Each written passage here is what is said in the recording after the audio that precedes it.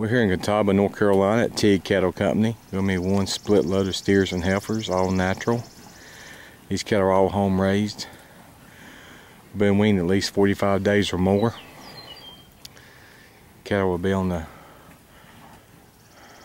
Merc program with the Vista. 2 shots of Vista ones.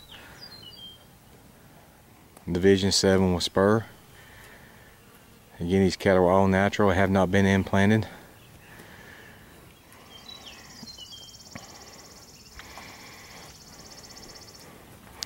These cattle have been brought in here. They're on a 14% feed, corn and barley mix along with hay.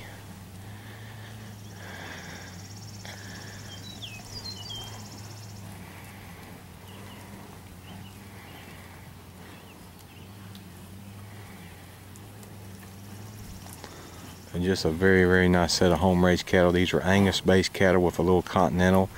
That Continental will be either Simmental or Gelbvieh. There's some smaller calves you'll see on the video that will not be on the load. They'll be on the next load. There's going to be about 150 of these calves coming in. We'll be pulling the bigger ones off for the first load. The next load will be the following month.